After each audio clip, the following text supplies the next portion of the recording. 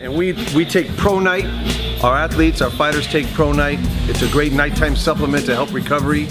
Protein, great, and it's only 2 grams of carbohydrate per serving. So very low, doesn't gain the fighter's weight. Just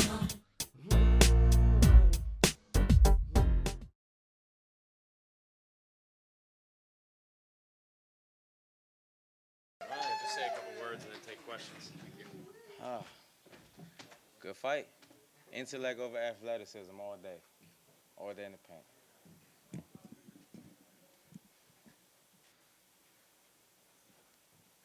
Hell of a camp. You know, Kiko, I take my hat off to him. He tried his best. I knew he was going to come with his physical best. He was going to be strong, and he was definitely going to try hard. We stayed behind the jab, dictated the pace of the fight. We fought when we wanted to fight. We landed the harder, the cleaner shots. Intellect over athleticism. At what point in the fight did you realize that it's the Gary Russell fight? First round. First round is the most important round of a fight. You can gauge how strong a person is, how fast the person is, his response time, his punching ability, and all that. I knew that he couldn't get past my jab. He couldn't get past my stick.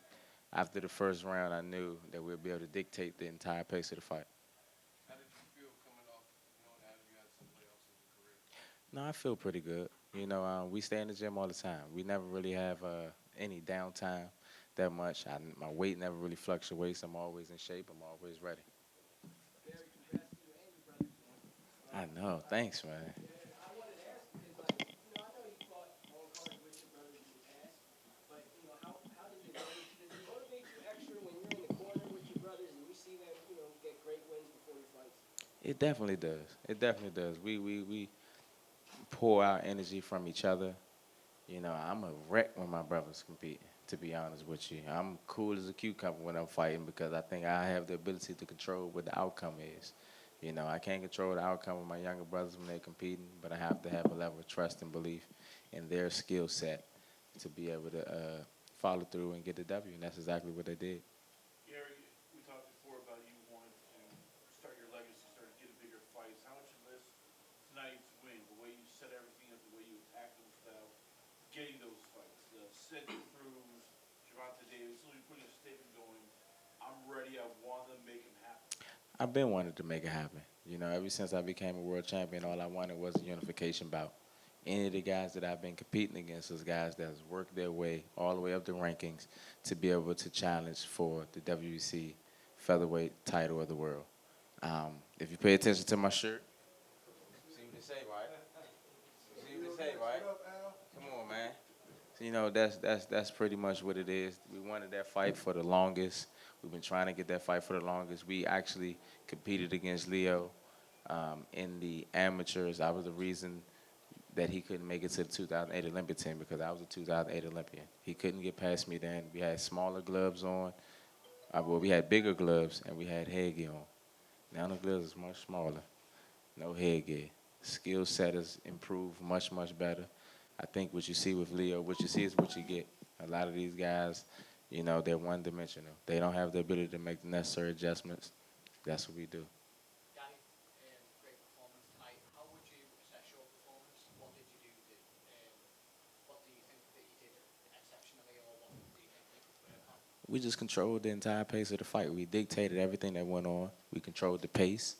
Whenever he wanted to come in and be physical, you know, we took subtle step backs, you know, controlled the ring generalship. All of that played a big factor. We made the fight very, very easy. It didn't look difficult at all. He couldn't get past my jab. My ring IQ was tremendous, and it was much more than what he was able to deal with. Gary, I spoke to your brother, David Porter, I spoke to your brother after his fight, 9-0, 9 KOs. He seems to be becoming a knockout artist. That's right. With you in his corner, is that going to be the ongoing plan for you to be in your brother's corner? Of course. Before you have the next fight after?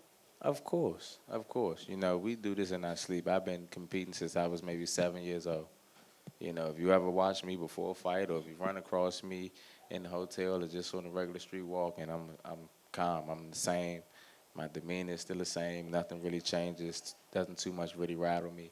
We do this in our sleep. I've been doing it forever. I'm never in unfamiliar territory, so I'm definitely planning on always being in my younger brother's corner, whether I'm competing or not. Being in the co-main, I'm sorry, being in the co-main event, the main event, what type of focus goes into, getting your brother's fights, first fight, second fight, if you're going to do it? Um, it doesn't really matter to me, to be honest with you. I look at it like they're in the gym working out. I'm still right there, giving them subtle instructions to make sure that they're picking up on the small things that I feel as though they should. I feel like as of now, at this point of their career, they should be head and shoulders better than the competition that they're competing against. I look for subtle things. I look for defensive discipline. I look for if you're better than your opponent, be better than your opponent. A lot of these younger up and coming guys, you see a lot of showboating. You see a lot of that stuff. I don't want that from my younger brothers. If you're better, be better. If you have the ability to sit there and showboat, that means you have the measure of your man, and you should be able to use that same level of energy to get the job done efficient versus showboat. And that's one of the things that I look for my younger brothers. Even the fight night outfit for you and your brother, you guys kind of had a theme. What was the inspiration? Come on, man. We do it for the culture. You know what it is, man. We do it for the culture. Our ethnicity is wonderful. I draw all my energy from my melanin. For the people that don't know who that is, you might want to Google that. Derek, I gotta ask, I know you're at the top, so people ain't be calling you out, but Abner Mares, as soon as your fight was done, he said, I'm calling it out right now. Any interest in fighting Abner? Abner is one of these fighters that's over the road. He just had a detached retina. I would ruin the rest of the career that he has left. To be honest with you, I feel like he's one of these fighters that I took the title from Johnny Gonzalez, the guy that he lost the title to. Johnny Gonzalez knocked him out. I took the title from him 4 years ago, and now he's trying to call somebody out. It doesn't make sense. Seems like he's just willing to throw himself to the wolves to make his name a little bit relevant or even just make a little bit of financial currency. How close have you been to the Leo Santa for this fight? Well, a couple months back, I know the WBC made Leo Santa Cruz the mandatory challenger for the WBC, and he opted to take a tune-up fight, and he tuned up with the guy that he competed against a couple months ago. I can't even think of the guy's name. But it was weird that the guy that he competed against was an orthodox fighter. If you're preparing for Mr. Gary Russell Jr., you're trying to take a tune-up, don't you think you should be fighting a southpaw fighter? Doesn't make sense at all. So it's never been on a negotiating table. It's just been never on a negotiating table. It's never been a negotiating table. The closest that we have possibly been is the fact that I knew that the WBC had made him the mandatory challenger, and he opted to take a tune-up. Speaking of the WBC, your brother has your back too. Of course. He hustled to the locker room, hustled all the way back, and brought your belt to the ring. Of course, of course. It'd be like that. Both of my younger brothers competing. It's a lot of stuff going on at once, trying to make sure my younger brothers has everything they need. Trying to keep my father at ease because he's on pins and needles more than anybody else in the world. So it's a lot of factors that goes into it. So little stuff like that tend to happen. Hey Gary, congratulations on your win. Thank you. Within the next 48 hours, is it relaxation or is it back into the gym? Oh man, I'm gonna be home with my wife and my children. Come Monday, 9 times out of 10, I'll probably be back in the gym. I'm not training as if I'm getting ready for a fight or anything like that. I'll probably just be on the treadmill, slight work, and just greeting the younger gentleman that's in the gym that works out in our gym, just to show them, the dedication, the hard work. Even though you win the fight, you're still right back in the gym. No days off. We don't take off. You can't be lackadaisy. When you do that, that's when you end slip it up. Can we get your reaction to your Olympic team partner, Deontay Wilder? Man, that was what's up. That's my man. That's my man. It was so funny. During the press conference the other day, he had told me, he was like, Gary, man, it was so funny because he was like, man, on the Olympic team, we both know. And this is a conversation that we was having amongst each other. We was actually on stage. He was like, we both know, man. He said, I felt like you were one of the best guys that was on the Olympic team.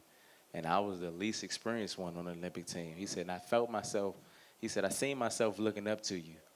And then I started laughing. He started laughing. He said, well, you know what I mean, because the height difference. It was funny. you know, but it was funny. He said, now look at us now. Perseverance, hard work, dedication. Now we are both currently the longest reigning champions up to date, hands down. That speaks volumes. I'm glad that he got the win. I'm excited. We both held on to our straps. Last question, guys. Hey Gary, would you say on this card has had not just the hardest puncher in the division, but also one of the fastest guys in the sport, power and speed? Would you say? Oh, of course, this was a hell of a card. You know, you actually had, to the people that don't know, it was 4 Olympians on this card. Deontay Wilder, who was one of my stablemates. I was an Olympian, of course. We was on the same team. And the guy he competed, Dominic Breazeale, was an Olympian. And also my younger brother, Gary Antoine Russell, was a 2016 Olympian. You know, so it's a lot of pedigree that was on this card tonight. You know, in Showtime, they did their thing. They picked the fights right, you know, and it was a good showing for everybody. Your brother's there, your dad is there. Can you elaborate more, since we have a broader audience, as it relates to why for the coaching? Say it one more time. I said your brother's here, your father's here. Why your ring entrance? Why for the coaching? Why not? Why not? Why not? You know, I pour my energy from my ethnicity. For the people that don't know, you know, like I said, the people that don't understand the word melanin, Google it. You know, this is where we pour our energy from. It gives us access to a different form of energy than anyone else on the face of this planet. You know, and I believe that, and I live behind that. You know, and that was one of the things that we wanted to put on display. If anyone actually had an opportunity, because we was passing out some CDs and stuff like that. If anyone in this room got those CDs, that would definitely further elaborate on what I'm talking about. Thanks, Gary. We good? Appreciate it. Thank you, y'all. I appreciate it.